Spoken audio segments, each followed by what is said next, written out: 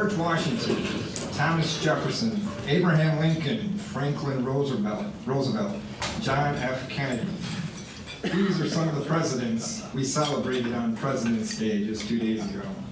As a child, I didn't know the difference between a Republican or a Democrat, and I certainly didn't know about the Federalists or the Democratic Republicans.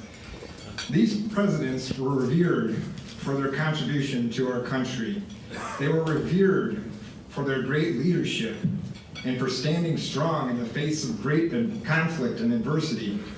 They had wisdom and vision, and they all had a great love for our country and for the people they governed. Now, 2016 has showed us that we are a long way from the ideals that these great presidents represented.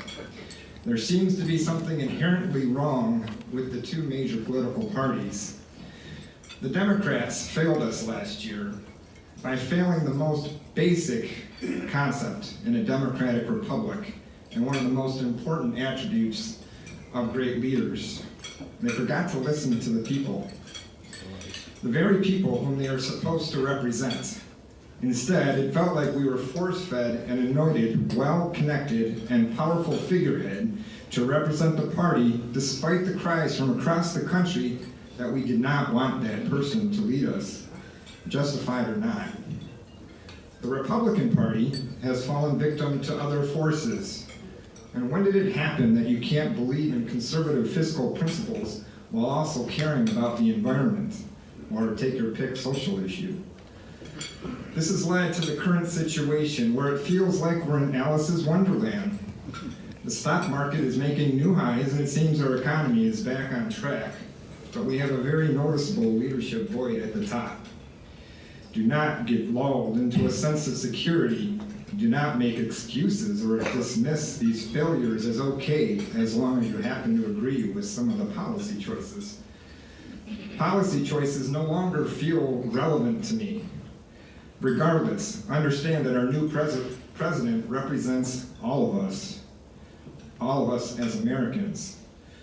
We are selling our collective soul for the promise of profits, and trust me, you'll hardly notice that 2% cut in your taxes. It's just not worth it. Let me give you a personal anecdote to highlight just one of the many crises we face.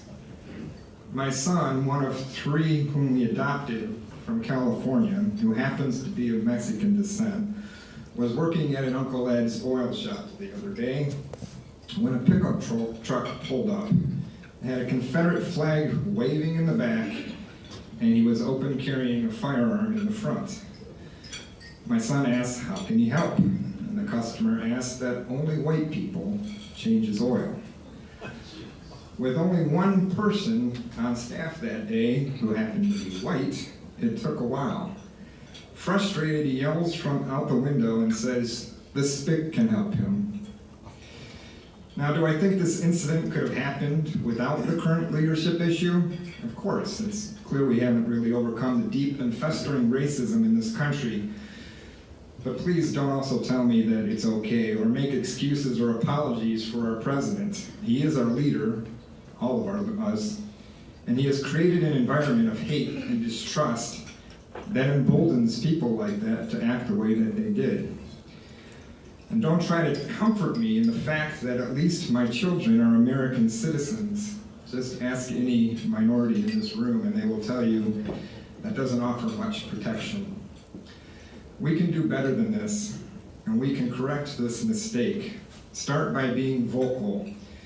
As the philosopher Edmund Burke said, the only thing necessary for the triumph of evil is for good men to do nothing.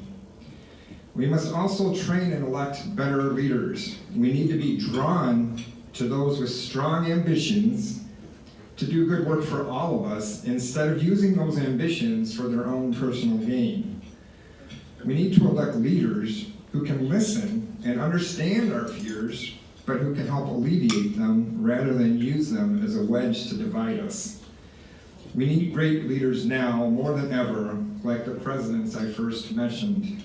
We need these people to embrace the Rotarian motto of service above self. After all, isn't that what made these presidents great in the first place? Thank you.